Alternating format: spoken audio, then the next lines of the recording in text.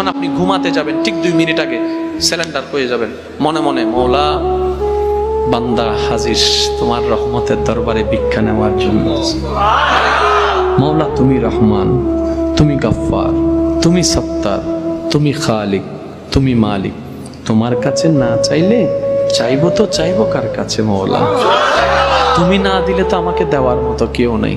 মওলা তুমি তো বড্ড দয়াবান, তোমার দয়া থেকে তো ফেরাউন পর্যন্ত বঞ্চিত হয় নাই, তোমার দয়া থেকে তো নমরুদ পর্যন্ত বঞ্চিত হয় নাই, তোমার দয়া থেকে আবু জাহেলের মতো বাটপারও বঞ্চিত হয় নাই। মওলা আমি তো গুনাহগার, আমি স্বীকার করছি, কিন্তু আমি তো বেয়াদব না। আর যাই হোক যেমনই হোক বান্দাটা তো তোমার, বান্দাটা তো তোমার। মওলা তোমার মতো একজন রহমান পেয়েও যদি আমরা রহমত না পাই, জগৎ তো আমাদেরকে নিয়ে হাসবে। মওলা তুমি একটু দয়া করে দাও না।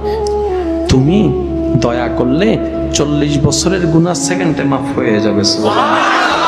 আপনি শুধু আকতি নিয়ে, প্রেম নিয়ে, ভালোবাসা নিয়ে, নবী রাহমাতুল লিল আলামিনের উসিলা নিয়ে বলতে থাকুন না।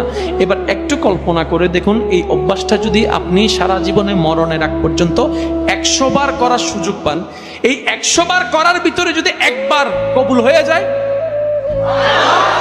করেছেন 100 বার, কবুল হয়েছে একবার, এই একবারই যথেষ্ট। বলেন না সুবহানাল্লাহ। কারো কথায় স্বামীকে ভুল বুঝবেন না, ও আমার ভাইয়া, কারো কথায় বউকে ভুল বুঝবেন না, কারণ যে বলনেওয়ালা পাঁচ লাগায়ে চলে যাবে, ডিভোর্স আপনাদের হবে, বাচ্চারা এতিম হয়ে যাবে, আপনারা আলাদা হয়ে যাবেন, ওই ব্যক্তির কোনো লস হবে না। কথা বলেন ঠিক কিনা? তাহলে যত জামিলা 3 নম্বর মানুষে লাগায়। সবাইকে সাবধান করছি, বন্ধুর ভিতরে তৃতীয় ব্যক্তি আসতে দিবেন না, ভাই ভাইয়ের ভিতর তৃতীয় ব্যক্তি আসতে দিবেন না, স্বামী স্ত্রীর ভিতর তৃতীয় ব্যক্তি আসতে দিবেন না, কোনো জায়গায় তৃতীয় ব্যক্তি আসতে দিবেন না। আপনার কাছে যদি এসে বলে তোর ভাই তোর নামে এটা বলছে, আপনি বলবেন আমার মার পেটের ভাই আমার যা মন চায় তা বলছে, তোর কি? আমরা ভাই ভাই যা হবার সেটা আমরা বুঝবো, তোর কেন তো পেট ব্যথা?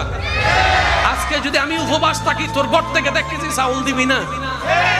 লেকচার দেওয়ার সময় আগে থাকবি, ফেস লাগানোর সময় আগে থাকবি। আজকে আমার ভাই অসুস্থ হলে আমারে লাগবে, আমি অসুস্থ হলে তারে লাগবে।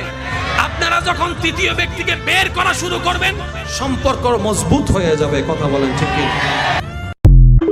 যখন দেখবেন আপনার বদনাম বেড়ে গিয়েছে, গীবত বেড়ে গিয়েছে, পিছনে পিন লাগানোর মানুষ বেড়ে গিয়েছে, যখনই দেখবেন আপনাকে টেনে ধরায় নিচে নামানোর মানুষ বেড়ে গিয়েছে, শুধু আপনি একটা কাজ করবেন, মুখে প্রশান্তির হাসি রেখে আলহামদুলিল্লাহকে সাথে রেখে সবর করতে থাকেন, সবর করতে থাকেন। ওয়াতু ইজ্জু মান তাশা ওয়াতু যিল্লু মান তাশা। আরে যাকে আল্লাহ উঠায় নামানোর ক্ষমতা তাকে আর কারো নাই। বলেন সুবহানাল্লাহ। কোন শিক্ষার অভাবে বউয়ের সাথে 2 কথা হলে একবারে বলে একটা গেলে 100টা আসবে, আমার কোনো বউয়ের দরকার নাই, টাকা জিতলে মেয়ের কোনো অভাব নাই। এই কথা কোন কারণে বলছে? কোন শিক্ষার অভাব? আর ওই শিক্ষাটা যেখানে পাওয়া যায় সেটার নামই ইসলাম।